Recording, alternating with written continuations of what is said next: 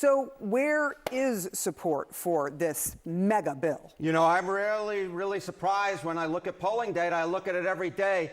But the amount of disapproval for this bill, holy cow, my goodness gracious. And, you know, you mentioned the KFF poll. We're talking about 29 points underwater on the net favorable rating. But that matches the Quinnipiac University poll from last week when it was 26 points underwater. Oh, my God, you need Greg Louganis to get that far underwater. And, I mean, we're talking about a negative 41 net favorability rating among independents in the center of the electorate. You rarely ever see pieces of legislation or proposed pieces of legislation as unpopular as this. But here you see it in two polls, 26 points underwater and 29 points underwater. No good. All right, what about the GOP? Because we have seen some pushback from some lawmakers, and we saw that, I don't know, nuclear reaction from Elon Musk about this bill. What are you seeing there? Yeah, I mean, there is a large chunk of the Republican Party that is not in favor of this bill. So this is the GOP with an unfavorable view of this bill. And what we see here is, look at this, 23% are opposed, have an unfavorable rating of the big, beautiful bill. Now, to put that in some perspective, Donald Trump's unfavorable rating with the GOP is 9%. So this is more than double. All of a sudden, you're taking a huge chunk of that MAGA base, of that Republican base that is turned against this bill. It is not just Elon Musk. It is not just Ron Johnson, the Senate Republican from Wisconsin. It is a large chunk of the Republican base, is large, double the percentage that have an unfavorable view of Donald Trump, have an unfavorable view of the big, beautiful bill. And I will note that in the KFF poll, the unfavorable view, get this, 36%. You rarely ever see anything that Donald Trump backs get that high of an unfavorable view among Republicans. But here it is with the big, beautiful bill. That was Harry Enton breaking down the numbers there of just how people are feeling about Donald Trump's big, beautiful bill, with large amounts of even Republicans now turning against the bill because of many, many things that are in the bill that go against the interests of everyday American people out there. And what a lot of people have been pointing out and paying attention to is the absolutely massive tax break that this bill just hands out to the richest in this country. And that's being called out quite a bit, and rightfully so. But what I'm going to show you here is a provision in the bill that has not been talked about quite as much as some of the other ones. And recent polling on this issue shows that this very well may be an avenue of attack for the Democrats if they are to explore it, that may even drive the opinion of the American people of the big, beautiful bill further into the ground. But before we look at that, please be sure to like the video and subscribe to the channel. It helps out the algorithm a lot. So Harry Enton was saying there that the net favorable of the big, beautiful bill from these two pollsters, KFF, is minus 29 and Quinnipiac is at minus 26, whereas overall sentiment about Donald Trump and the big, beautiful bill within the GOP only has a 9% unfavorable view of Donald Trump, while having a 23% unfavorable view of the big, beautiful bill. So there are things that people are looking at in here that they are not buying, even though Donald Trump is telling them that it is good for them. But this is something that, given Trump going underwater on his best issue up until this point, immigration, he's now slightly underwater, with more Americans disapproving of his immigration tactics than approving. And this is the provision in the big, beautiful bill that is absolutely, perhaps can drive it even further into the ground in the eyes of Americans. I'll show you guys this article from New Republic. The worst part of Trump's bill is getting almost no attention. For many weeks, Senate Democrats have been trying to hone in on the right message against the big, beautiful bill. The bill narrowly cleared the House after some false starts, yet the Democrats similarly are not united on the best strategy to turn the bill into a political loser among voters. The bill is a tax break for the rich. It will kick millions of people off Medicaid and food stamps. It will explode the federal deficit.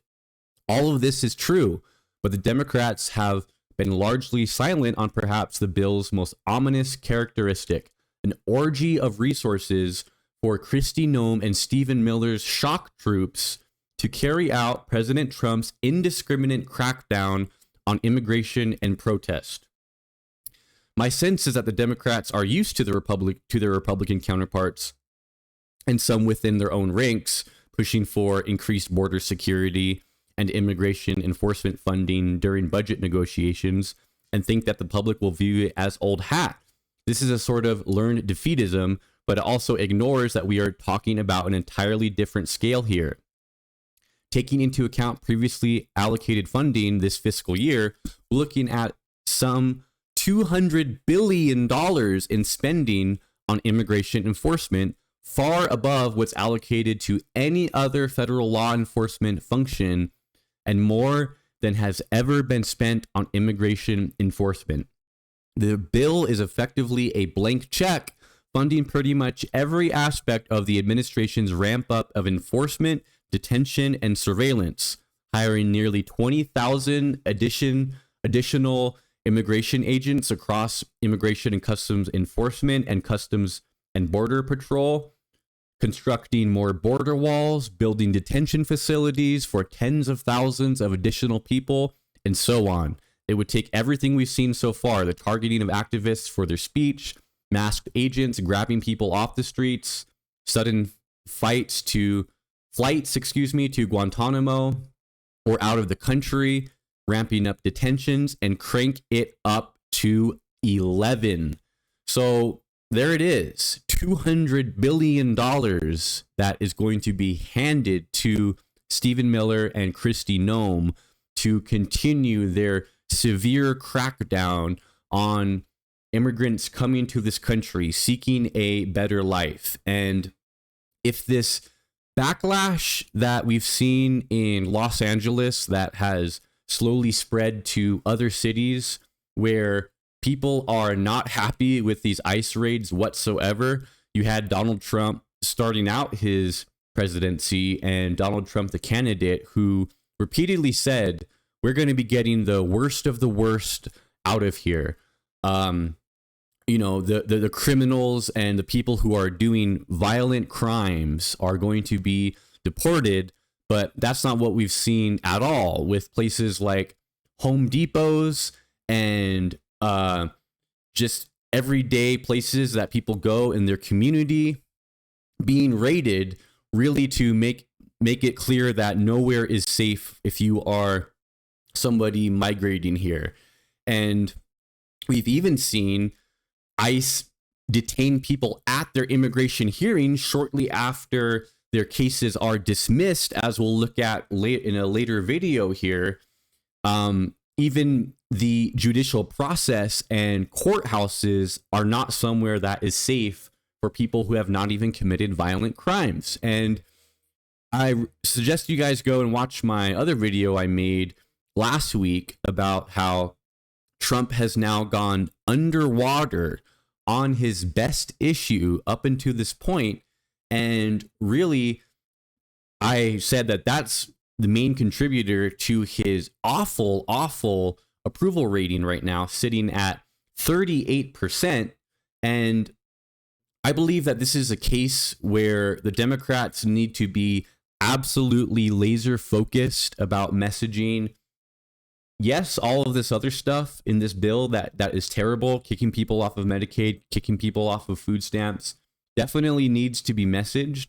But right now, in this moment, we have a country where a lot of eyeballs are on these ICE raids, and people are overwhelmingly not happy. And if the Democratic Party is to message properly to the American people that if this big, beautiful bill passes, not only is all of the other terrible things in the bill going to happen that I just mentioned, but this ICE Gestapo-like crackdown on Americans is going to not only just continue the way it is now, but get much, much worse when Stephen Miller and Kristi Noem have access to basically practically unlimited resources to continue to carry out deporting whoever they see fit. And this is a case of, you know, we need to be able to walk and chew gum at the same time. And yes, Trump's social media tirades in the wee hours of the morning certainly deserve discussion and certainly deserve people pointing out, yeah, this isn't normal. But really, what we need to also be doing is pointing out the very tangible effects that will be felt by each and every American across the board if this one big, beautiful bill is to pass the Senate.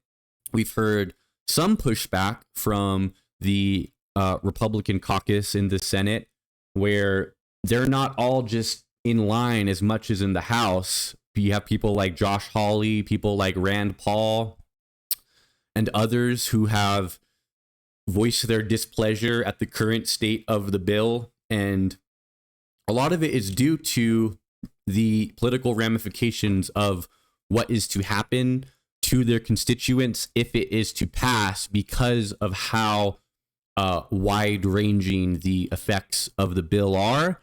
And we definitely need to be pointing out here that the ICE raids are only going to get much, much worse if this bill is to pass. And there's not any world that ICE needs an additional $200 billion of funding when we have Americans out there that are homeless, that are needing of much, much help, when we're the richest country in the entire world. I believe that $200 billion could be spent on something much, much better that's going to actually benefit the lives of the American people, not turn our country into some sort of fascist-like state where Trump can just deport anyone that he sees fit. That's all I got for you guys in this video. Thank you so much for watching. Please be sure to like the video, subscribe to the channel, maybe share with someone that's into politics, and I'll catch you guys in the next video. Take care.